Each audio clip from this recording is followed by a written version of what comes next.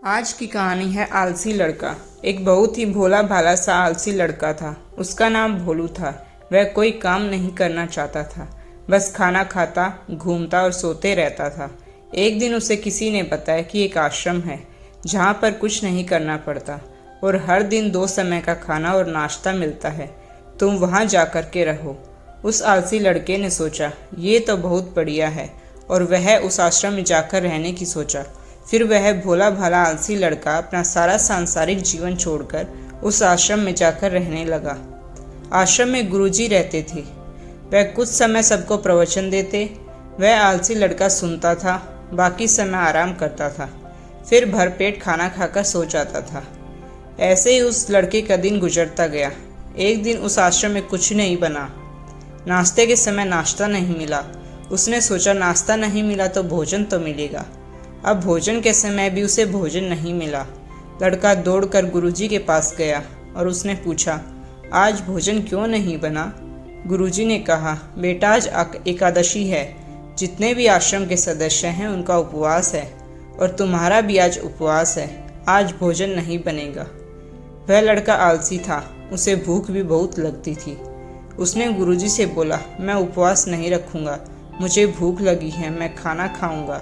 गुरुजी ने बोला, ठीक है, अंदर जाओ, भंडारे से सामान लेकर आओ और आश्रम में नहीं बाहर जाकर कहीं बना लो, लेकिन याद रखना, भोजन बनाने के बाद सबसे पहला भोग भगवान को लगाना, फिर तुम प्रसाद पाना। वह लड़का बोला, ठीक है, और फिर अनाज लेकर नदी के पास पहुंचा।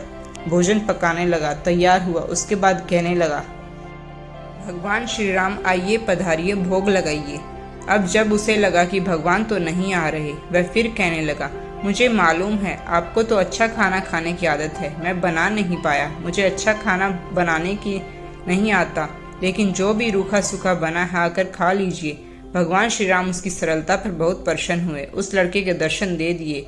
उसने देखा कि भगवान श्री राम आए हुए हैं, उनके साथ माता सीता भी आई हुई है, लेकिन लड़के ने सिर्फ 2 लोगों के लिए ही भोजन बनाया था, एक अपने लिए, दूसरा भगवान के लिए।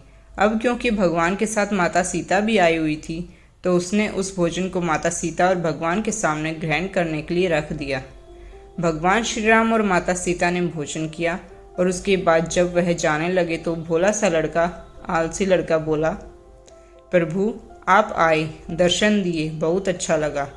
मुझे खाने के लिए कुछ नहीं मिला, लेकिन कोई बात नहीं, आपसे एक विनती है, अगली बार जब आप आएंगे तो कितने लोग आएंगे ये बता दीजिएगा, ताकि मैं उतने लोगों के लिए भोजन बनाकर रख लूं। भगवान श्री राम मन ही मन मुस्कुराए और अंतर्ध्यान हो गए। लड़का आश्रम गया। दिन बीतता गया और फिर एकादशी का दिन आया और इस बार उसने 3-4 लोगों के लिए अनाज लेकर खाना बनाने के लिए नदी किनारे पहुंचा। उसने बड़ी प्रसन्नता से भोजन बनाया और इंतजार करने लगा कि प्रभु आइए और भोग लगाइए। इस बार लड़का देखता है भगवान श्री राम पूरा राम दरबार लेकर आए हैं, जैसे माता सीता, लक्ष्मण, भरत, हनुमान जी और सभी लोग आए हैं। लड़के ने 3-4 लोगों का भोजन बनाया था और इस बार भी भोजन कम पड़ गया। लड़के ने निराश होकर प्रभु को कहा, भोजन आगे रख दिया और उन्होंने भोजन किया, फिर चले गए। इस बार भी लड़का फिर से भूखा रह गया। अब लड़का फिर आश्रम गया। दिन बीतता गया, फिर एकादशी का दिन आया। इस बार गुरुजी से कहने लगा, गुरुजी मुझे इस बार थोड़ा ज़्यादा अनाज दीजिए। गुरुजी सोचने लगा, वह इतने अनाज का क्या करता है, कहीं इसे बेचता तो नहीं है। फिर उन्होंने कहा, ठीक है, भूख से परेशान रहता है। लड़के ने कहा, नहीं गुरुजी, मैं भूख से परेशान नहीं रहता हूँ, प्रभु के साथ बहुत सारे लोग आते हैं, उनको भी तो भोजन करना पड़ता है। गुरुजी ने कहा, लड़का पागल हो गया है। लेकिन गुरुजी ने सोचा कि चलो एक बार चलकर देखते हैं, लड़का इस अनाज का करता क्या है। वह भोला सा लड़का अनाज लेकर नदी के किनारे पहुंचा और इस बार भोजन बनाया नहीं। उसने सोचा, प्रभु हर बार ज़्यादा लोगों को लेकर आते हैं, इस बार वह जितने भी आएंगे खुद बनाकर भोग लगा लेंगे। और फिर प्रेम से प्रभु को बुलाने लगा।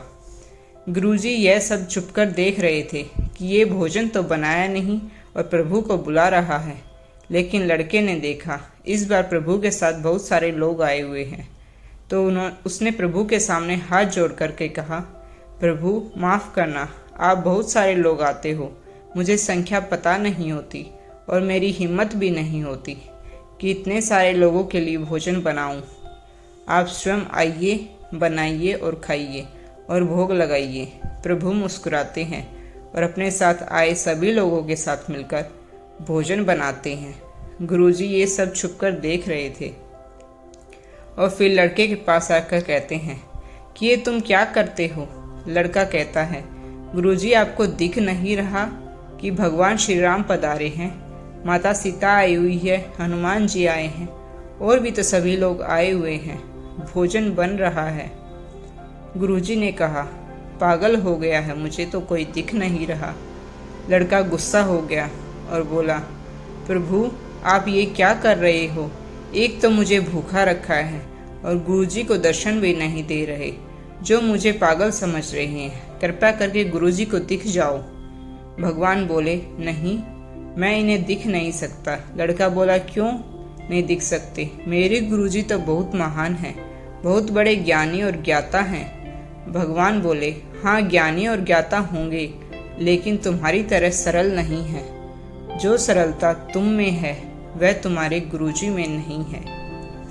लड़के ने ये बात गुरुजी से कह दी कि भगवान श्री राम कह रहे हैं, आप में सरलता नहीं है, आप मेरी तरह सरल नहीं हैं, इसलिए आपको नहीं दिख सकते। गुरुजी की आंखें नम हो गई और रोने लगी और बोले, बिल्कुल सही कहा, मेरे अंदर तुम्हारे जितना सरलता नहीं है। और फिर माफ़ी मांगने लगे। फिर भगवान ने गुरुजी को दर्शन दे दिए। अंत में दोस्तों, जीवन में सरलता सबसे आवश्यक है। जितने सरल बने रहेंगे उतना जीवन में आगे बढ़ते चले जाओगे।